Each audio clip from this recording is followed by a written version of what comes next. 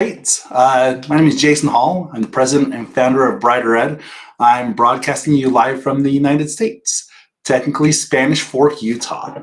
And so what the plan is moving forward every Tuesday and Thursday, we'll be doing live webinars just like this to discuss topics like studying abroad, scholarships, how to get a visa, how to find the right school, things like that. Things that are important for you when it comes to choosing how to study abroad, because studying abroad, it's awesome. Studying in the UK, the US, Australia, Canada, other places, they're all fantastic. It doesn't really matter where you study, really, just as long as it's a place that brings you happiness, brings you joy, gives you quality education, and the place where you want to have your future. So let's dive into it. So this week, we're actually just mostly doing an introduction, but the things I want to cover in today's I want to cover what's needed to study abroad, because it's one thing to have passion to study abroad, but you actually have to be qualified. So we're going to cover what's needed. How much does it cost to study abroad? Unfortunately, there are a lot of people where no matter how much they want to study abroad, it's just not financially an option for them. And so I want to discuss the options, even if you're on that end of the spectrum. Finding your major, how to find your right major, how to apply, and then just a couple of thoughts about the industry, what's going on in general right now. So that's what we're going to be covering. It should take about 30 minutes. So feel free to, I know I'm not the most attractive guy in the world, so feel free to just listen to the audio. You don't even really have to be paying attention to me. I could just turn the camera off and call it good, or have the team turn the camera off. But yes, this is my office and welcome to my time. Okay, so let's dive into it. What is needed to study abroad? So studying abroad is awesome. Like I said, you can study in the United States, Canada, Australia, New Zealand, Malaysia. You can study really anywhere. And it's a really good personal, professional building experience. Studying abroad is so important that it's actually built into the curriculum, into a lot of MBA programs or executive training leadership programs. I know of one executive MBA program. It's top 15 in the United States, top 20 in the world. It's a great executive MBA program, and even at the end of that, there's a study abroad aspect to it where people will go study abroad for 2 weeks, go visit factories, go visit the cultures, explore the cultures. And so this concept of studying abroad, understanding other markets, other people, other cultures, it's important even at the executive level. So studying abroad is super important. So good for you for having an interest in that. So the desire is the big thing that's needed. But technically, there are a couple other things needed. First, grades. So having the right academic score. So in the United States, we have different acronyms, different terminology for different things. So when we say grades, you might also hear the word GPA, which stands for grade point average. So grades. The GPA, the grade point average, at most schools, is required of a 3. And on the American scale, a 4 is a perfect GPA. So 3 out of 4, so roughly 75%. If you're looking through it from that perspective, it's about 70% or higher. So GPA. So a good GPA is what's needed. And so there are different scales. So for example, in India, a 6 out of 10. WAEC, it varies on the school and how they assess it, but also good passing grades there. Also Germany, Korea, Japan, China. So you could talk with an agent about your specific grades for your specific country, but good grades are needed. So a common question is, what if someone doesn't have the best grades? So if someone studied and life circumstances happened and they just did not get the best grades, should they give up hope? No, absolutely not. There's still hope, because there are such things as community colleges, where it's a 2-year institution So in the US, it takes 4 years to graduate, right? So you could do your first 2 years at a community college, then your final 2 years at a major college that has a 4-year degree, or a university. And so if you do that, the first 2 years at the community college, they could accept you with any grades. You study there for your first 2 years, then you do your final 2 years at a university. And if you do that, your degree, your diploma, will just show the university. It won't even mention the community college or the college that you went to for your first 2 years. The reason why I'm looking up that way and pointing up that way is I have 2 degrees. I have a bachelor's in marketing, so in business, and I have a master's in international business. And both of them are from a university called Portland State University. Good school. But I went to community college for my first 2 years. Does my degree mention community college? No, not at all.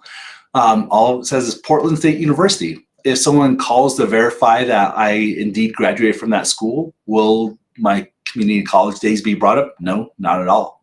All it'll say is, yes, you graduated from a university. Great. So again, if you have low grades, what you do is you could study at community college for 2 years, then at a university for 2 more years. There's only 2 words of caution I would give if you do that route. The first one is getting your visa. So in order to get a visa to study in the United States, you have to get an I-20 from a university or from a school. So you apply, you get admitted, pay a deposit, you get your I-20. That would then allow you to go get your student visa or interview for your student visa. So the duration of that I-20, the length that it says that your I-20 is good for, it will depend on the school that you're going to. So if you're going to a university, you'll get a 4-year I-20. If you're going to a community college, though, instead of a 4-year I-20, it's a 2-year I-20. And so that might be viewed as a migration risk. And so that might make it a little bit more challenging to get a visa, but it is still possible. The second thing is community colleges are awesome. Not every community college offers the level of support that a student might need to be successful. And so if you are to do a community college route, I might recommend getting a support package through a third party. Like Brighter Ed, we offer these types of support packages, but I would recommend getting a support package. That way the tuition is lower also. So you're in there, you're doing well, you're getting admitted, even despite the fact that you have low grades, you're still in a college and your credits could transfer to a university, that's fine. But you'll need that extra support. So that's what you do if your grades are low. So that's the first thing that's needed is grades. The second thing is English. So I've traveled the world. I've been to over 60 countries, fantastic people in every single country.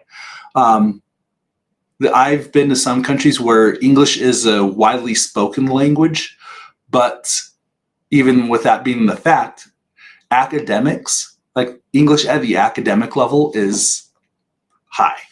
Like it's good. You need to know more than how to talk with a friend about French fries. And so you have to have an English score. So even if you're from a country and you speak English, so let's say you're from India or Kenya or Nigeria, most schools will still require an English score. There are a few ways to get around that, if you will. The big one, honestly, is find a school where they'll be able to admit you, or they'll be able to satisfy the English requirement if you studied in English for 3 years. So let's say you're graduating high school and all your high school is taught in English. Great, you were studying in English for 3 years. That could satisfy the English requirement at certain schools. Not many, but at some schools. Most schools will have a list of countries that they're able to not require an English score from. And so those are places like the United Kingdom, Australia, New Zealand, Canada, parts of the United States. So like English is required. The other way, honestly, is just spend it's like under $70 to take an English test. So you could take the IELTS, Duolingo, TOEFL, others. I know it's easy for me to say, but that is actually a good option, is to get an English score and then just go on from there. That way you don't even have to worry about it. You can say, oh yeah, I got a 90 IBT TOEFL. Like, great.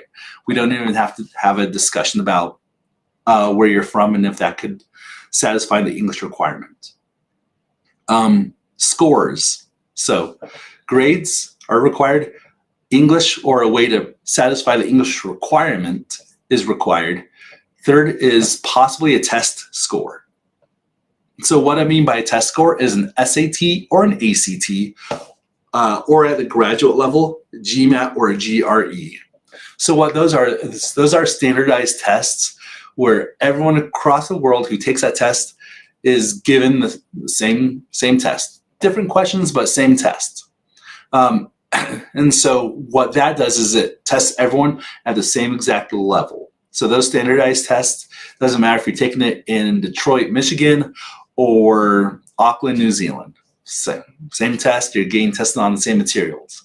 So having a test score is required at some schools. Before COVID, it was actually required by more schools, but almost every school is required. But because after COVID, it's not really required. There's reasons why, but I don't want to get too far off topic right now. But just know that right now, most schools do not require a test score. Except at a graduate level, GMAT or GRE. So the SAT and ACT are tests for the undergraduate level. The tests for the graduate level are GMAT or GRE. GMAT is specific to MBA programs or business programs. The GRE is good for any graduate program, including business. So you might want to just study for the GRE. And so test scores could be required. If they're not required, they will indeed strengthen your application. Quick insight as to why they will strengthen your application is, one, it will give the school confidence that you're a good quality student, all the same. So you're a good quality student. But second of all, from a university standpoint, universities, one of the statistics that universities report to for accrediting and for ranking is what the average GMAT, GRE, or average SAT or ACT score are. So what are the average scores? So if you have a rock solid GMAT score, great. An MBA program would love to have you because you're making their program look a lot better because you have a higher GMAT score, if that makes sense. So you're bringing a good solid GMAT score to the table that will make them look good. So test scores, they're not always required, but yeah, I would, if you're good at test taking and you feel like you could get a good score, yeah, absolutely go take it. The fourth thing that's required are finances. So we're going to do a webinar later on about finances and do a deep dive into it, but you're going to need finances to cover your studies. By law, in order to get a student visa to the United States, you're going to need enough funds in your current possession. So in your bank account, you're going to need enough funds to cover your first complete year of studies. How much is that? It depends on the school, but usually that starts on the low end, about $25,000 US. So you're going to need $25,000 US in your bank account in order to get your visa to then study in the United States. On the high end, honestly, there's some schools that are super expensive, like mostly talking like Ivy League schools where you're going to need like $90,000, $125,000 in your bank account in order to get that I-20. So finances are important. Can you work on campus? Yes, you can. You can work up to 20 hours a week. Usually the rate is minimum wage, which depends on the state. So it does vary state by state. Usually it's like $7 all the way to $12. It really depends on the school and the state and the positions that are available. So for example, like there's one school that's close to me, like literally close to me. And they to work in their cafeteria, they pay about $12 an hour. So they actually pay a pretty good rate for working in a cafeteria. And so that's one way to help pay for college. But again, you need to show that you have enough funds to cover 1 full year of studies, even before you get your visa. You have to show those funds. So a common question is, what if someone doesn't have those funds? Okay. Common practice, especially in a country like India, common practice is you find a good university, you apply, you get admitted, and it will say, congratulations, you're admitted to the university. Then the next step is to pay a deposit, get your I-20, but you also have to show your bank statements. So what you do is you take that letter of admissions, go get a bank loan, and then with that loan, then you can say, okay, university, I have the funds needed to cover my studies. Then you go through the rest of the process.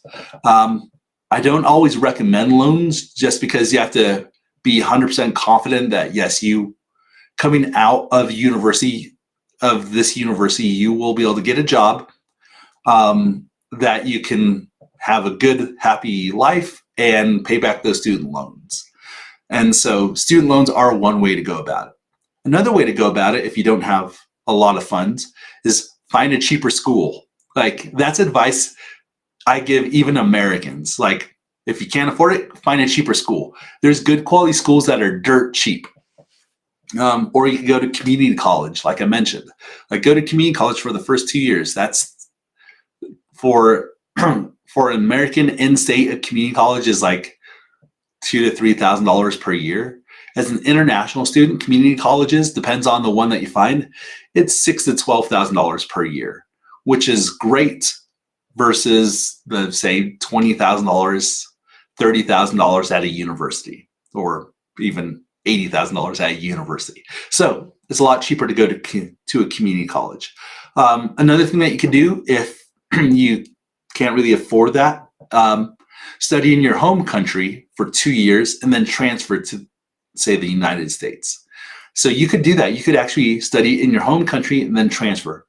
What you would want to look for if you do that, you want to make sure that the credits that you earn in your home country can indeed transfer to the United States. So you want to make sure that your school is accredited. That is very, very important. And so the university or the school will be accredited overall, but then accredited by department. So for example, your university might be nationally accredited. That's great, good for the school, but then you want to make sure that, like, the School of Business, let's say you're majoring in business, you want to make sure it's AACSB accredited. AACSB. That's the acronym for the accrediting body. That's like top tier.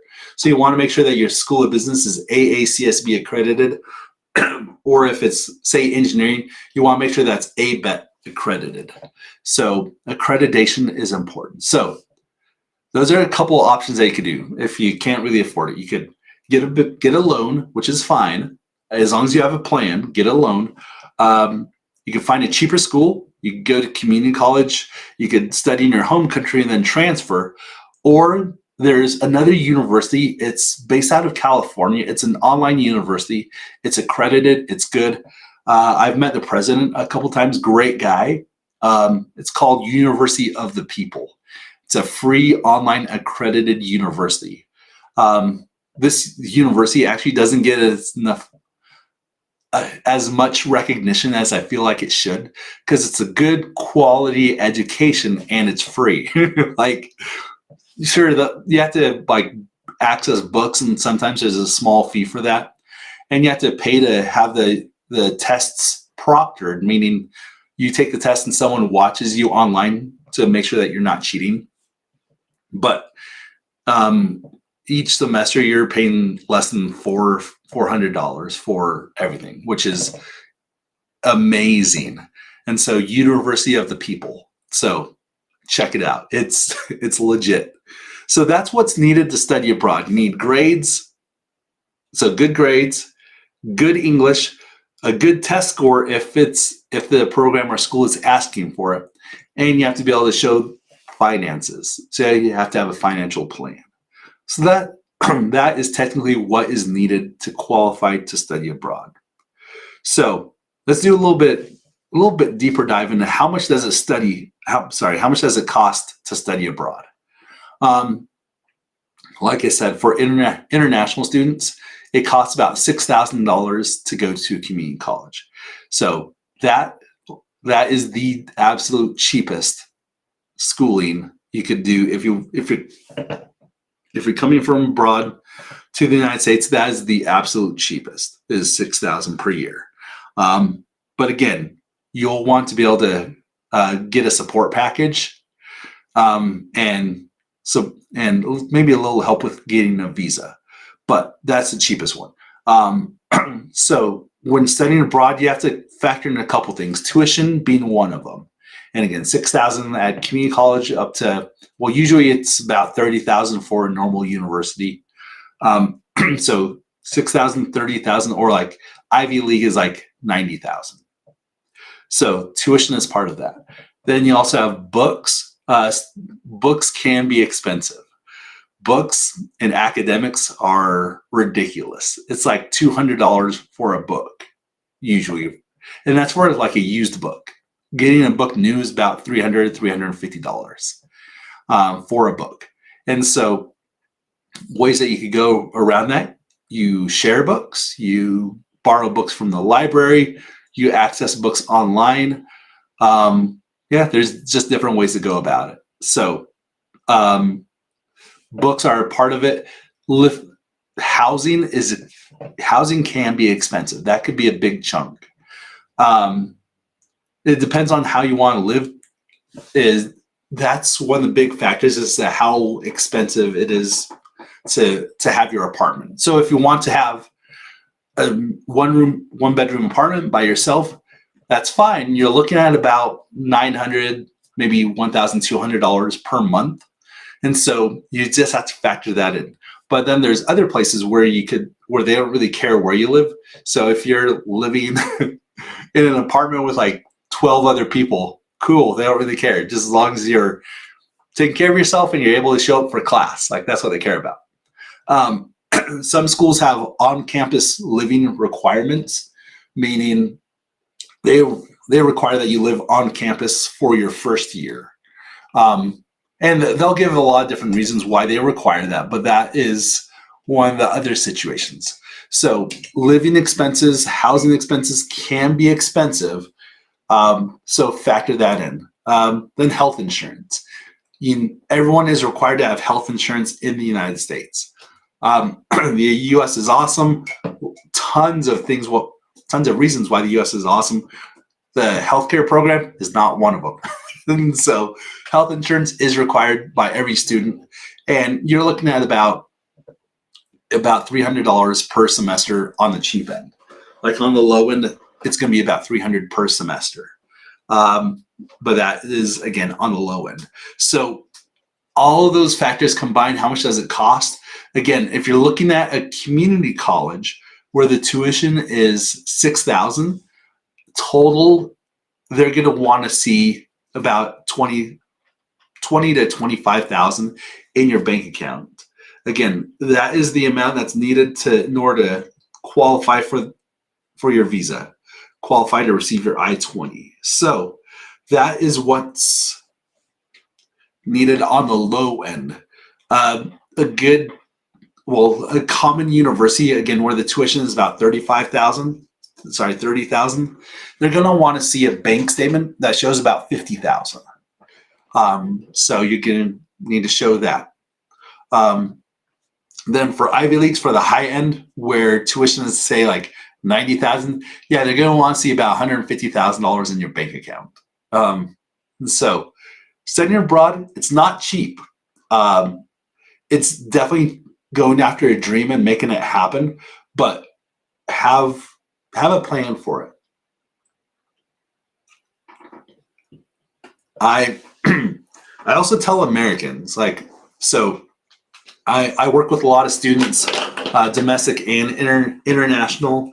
I advise a lot of students, and in the United States, you might hear a lot of people complaining about student loans.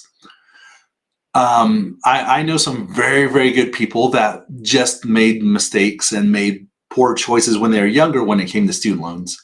Um, and I also know some people that went through some pretty expensive programs. And so, student loans, you got to just be smart about it. And so, for example, like, where do you eat? Like, eating can be a large expense. So, for example, like, in the United States, to eat fast food, usually a meal costs somewhere between $5 and $12. Okay, are you eating fast food all the time, or are you bringing food from home? Are you cooking at home? Like, what are you doing? Are you going out and drinking every weekend and partying every weekend, or are you doing other things? So you have to be smart with your budgets.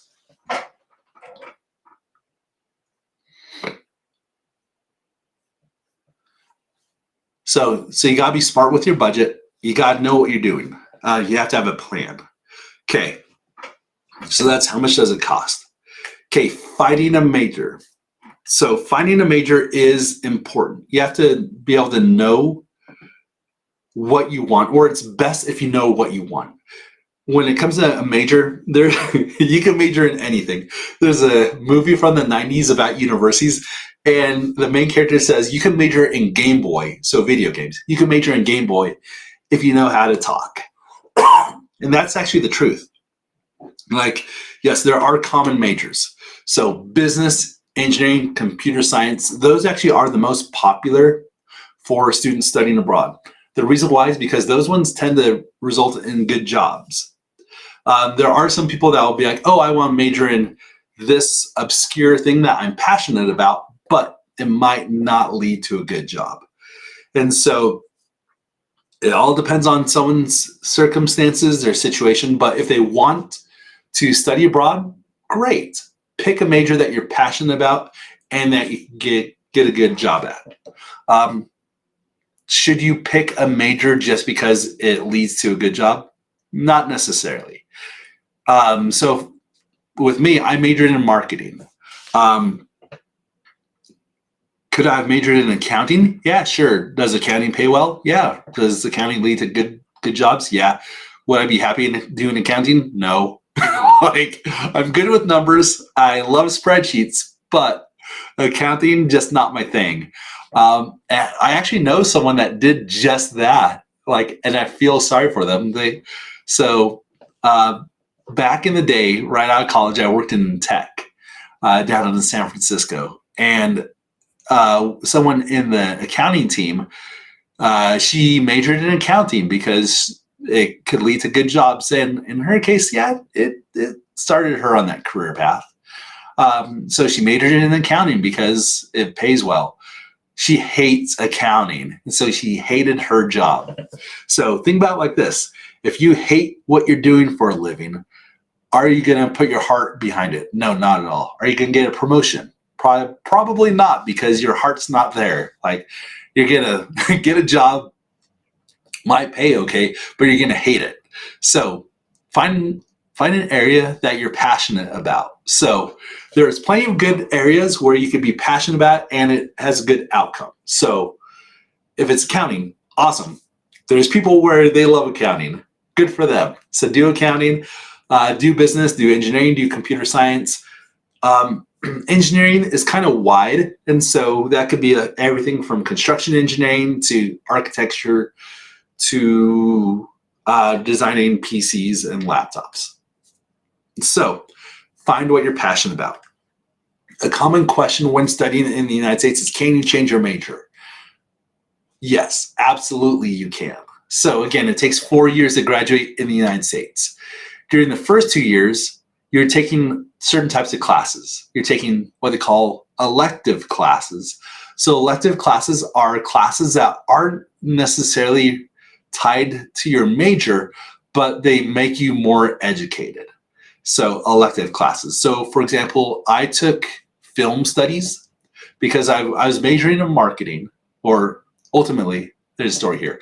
Ultimately, I majored in marketing, but I took some film studies classes. I took world religion. I took things that interested me. So you're going to be taking elective classes. You're going to be taking what they call the core classes. Core classes are things like mathematics, writing, English, science. Regardless of your major, you need to take core classes. So you got electives, you got core classes, then you also have prerequisites. So prerequisites are classes that you can take during your first and second year that will prepare you for the classes your third and fourth year in your major. So for example, let's say you're going to be majoring in business. Great, you need to take an elective class of Introduction to Business. You have to take Introduction to Accounting, Introduction to Finance, and I believe Introduction to Marketing. Depends on the school. So those are prerequisites. So I tell you all that because during your first 2 years, that's what you're taking. Your final 2 years is when you're taking all classes regarding your specific major. So yes, you can change your major, and you do that during your first 2 years. You cannot change it well, you can, but if you change it beyond that, you're gonna have to extend your time of studies. So let's say you're a freshman and you're like, oh, I want to study accounting. Then you realize that you don't like accounting. Great, you still have time to change it and get your prerequisites in for something else. There are certain majors, like once I worked at a university, I was over international recruiting for a university, where if someone wanted to study engineering, they had to start taking engineering at the beginning of their first semester in order to graduate on time. So there are certain programs or majors that are very heavy on prerequisites. But let's take me, for example. I have a story here. So when I first started university or college, I wanted to be a teacher. So my first entire year, I was like, I'm going to be a teacher. This is going to be awesome. Is partway through my second year is when someone was like, hey, maybe you should do business, more specifically marketing. And I was like, so I explored it. I was like, you know what? That's a lot of fun. Let's do it. So I changed my major to marketing. I did not have to restart. I did not have to take extra credits. I just simply changed my major. So then I continued taking the core classes, continued taking some awesome electives, but then I just had to take the prerequisites needed for business so that when I started my third year, I could just step right into the business program. And I did just that. So yes, you can change your major, but make sure it happens during the first year or partway into the second year. There are some majors that do not have prerequisites. So what that means is, let's say you're like, oh, I want to be an engineer your first year. I want to be an engineer my second year. You change it and you're like, I want to do psychology. Great. You might be able to step into psychology the beginning of your third year. So it depends on school, depends on the curriculum that they have laid out. But you can indeed change your major. So lots of majors to choose from: business, engineering, computer science, whatever you want, have at it. Okay, how to apply to a university or to a college. Some of them, it's pretty simple. Some of them, it's pretty complicated. Again, you're going to need to show good grades, so you're going to need transcripts. So you have to have your transcripts in hand. An English score. Ideally, you'll have an IELTS, TOEFL, Duolingo, something else. You'll have a score in hand. So you have it ready to apply. Test scores, SAT, ACT, GMAT, GRE. If you have it, fantastic. If not, don't worry about it. That's fine. Your proof of finances, again, it's preferred that you have proof of finances up front, but if they have to come after you're admitted, that's fine. Or at least at most schools, that's fine, I should say. So you have to have those. Some schools will also ask for a resume. I know that can be challenging if someone's coming straight from high school, but beef it up, put in there what you can. Don't lie in there by any means, but definitely beef it up. And for master's programs, it's almost always required to have a resume. Then sometimes schools will ask for a statement of intent. Statement of intent, that could also be called a letter of intent or a letter of purpose or a statement of purpose. What this is This is a letter from you to the university saying, hey, university, this is why I want to study at your university and why you should admit me. So we'll do a video about this later, but in statement of intent, what you want to cover is what sets you apart. So anything about your background that makes you cool, unique, special, what sets you apart. Talk about that school specifically. Why that school? So this is where you prove that you did your research. Like, oh, I love the school because it's safe, has the major I want, and it's placed students at this company, which is ultimately where I want to do my career. So talk about the university, school. Then talk about, it's good to talk about like what you add to the program. And so not only have you talked about like why you're awesome, but now talk about what you bring, what you contribute. Do you contribute to the classroom? Do you get involved in campus? Do you bring a network with you? Do you bring ambition? Are you able to start your own company? Like things like that. So you have to describe what you bring to the table.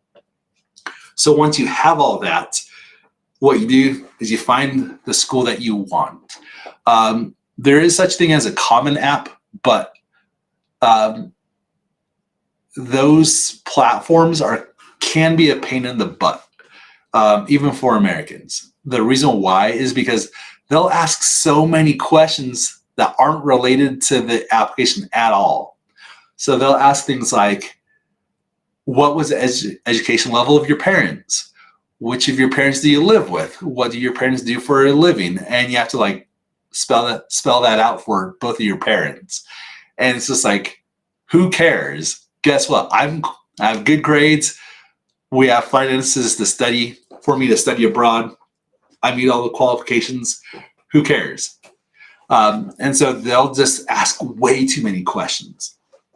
And so those processes are kind of a pain in the butt. So what I would recommend doing is either find an agent, or you can work with my team. BrighterEd.com is our website.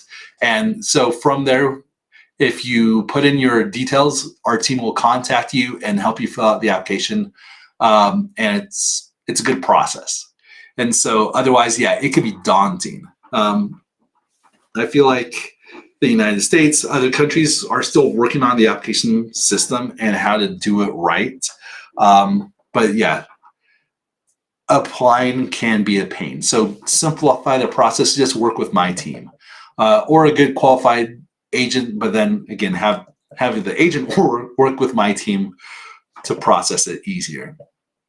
So that's what I wanted to cover today. So what's needed to study abroad: grades, English scores, finances. How much does it cost to study abroad? It depends on the situation. To be actually in the United States studying, it could cost $6,000 for tuition. So about $20,000 for a community college, all the way to $125,000 for an Ivy League. Most schools, it'll be about $50,000, $55,000 for most schools. Finding the right major, find a major that you'll be happy with, that you could be successful at, and that will give you a good career. So that's what you want to look for when choosing the major. How to apply: work with my team, BrighterEd.com, great team. They'll help you out for sure. So I kind of want to end by talking about something kind of fun or like some advice. So ChatGPT. If you don't know what ChatGPT is, look it up. It's artificial intelligence. It's a website where you can like type in a question, you can type in a request, and boom, like the computer will just get it done. So you can be like, okay, write me a 20-page essay about Romeo and Juliet, replacing Romeo with Mario from Super Mario Brothers. Great, it'll write that essay for you. So ChatGPT, it's a huge, I want to bring it up for two reasons. One, it's a huge temptation for students to cheat, because students think, oh, you know what? This tool exists. I could just use this to write my essays. That's fine to think that way, but don't do it. Like, don't give into that temptation. The reason why is because if you are caught cheating at a university, or if anyone is caught cheating at a college, they'll get expelled. Like, no questions asked, you are out of that university or that college. And if you are expelled from one school, it's really hard to get admitted into another school. You have to convince them and prove to them that you will not cheat again. So it's really, really hard. So ChatGPT, it's there. Don't use it.